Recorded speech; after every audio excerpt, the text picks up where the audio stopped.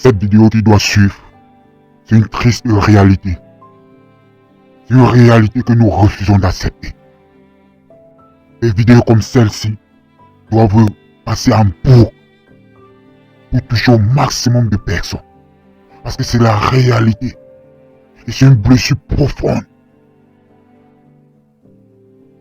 Monsieur Jules Domcheux, journaliste politologue, c'est ce que vous devez faire depuis longtemps.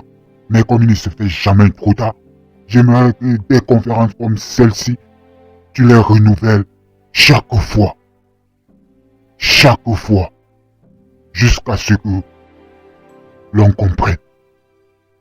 Toi, écoute cette vidéo. À quoi sert l'école et l'université en Afrique? Si on veut être gentil, on va dire à rien. Mais comme à Mansa, nous n'avons pas pour ambition d'être gentils, nous allons dire qu'en réalité, depuis des décennies, en Afrique, l'école et les universités sont des véritables camps d'endoctrinement, où on essaye de produire des esclaves. Et oui, mes chers amis, depuis lors, de la maternelle au primaire, en passant par le secondaire et avec pour couronnement l'université, ce qu'on essaye de faire de vous, c'est de véritables nègres de maison. Pendant que les autres ont conduit leur système éducatif dans l'optique de questionner leur environnement et de le transformer, en Afrique, on nous apprend à imiter les autres, à réciter ce que les autres font. Et c'est pour cela que dans la plupart de nos États, dans la plupart de nos universités, on estime que vous êtes brillant quand vous pouvez reproduire à la lettre ce que les autres ont produit. Ce n'est pas un fait de hasard que même dans un domaine essentiel comme la philosophie, nos référents viennent d'ailleurs. Nous sommes contents de parler de Hobbes, Emmanuel Kant, Platon, Socrate et j'en passe. La question que j'aimerais nous poser, c'est qu'est-ce que ceux-là savent de l'Afrique?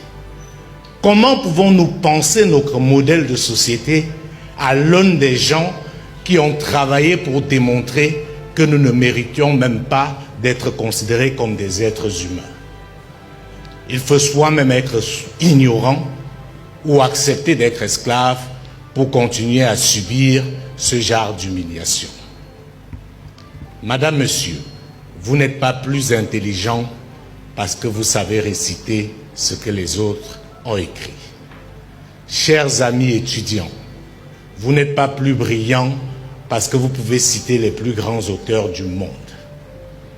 Nous sommes venus ici ce matin pour vous dire que certains de vos enseignants, à défaut de vous mentir, vous travestissent. Ils font de vous ce que vous ne devez plus accepter d'être, à savoir des esclaves. Ce n'est pas un fait du hasard si dans nos habitudes de consommation, dans notre façon de nous vêtir, dans notre façon de penser et même dans notre façon de manger, nous singeons les autres. L'un des autres éléments palpables, c'est la langue. On nous a fait croire qu'on était analphabète ou illettré parce qu'on ne savait parler ni le français ni l'anglais.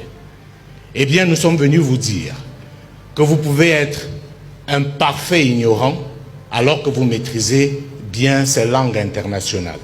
Par contre, vous pouvez être un savant en malinké, en soussou ou encore en peul. N'ayons plus peur de qui nous sommes.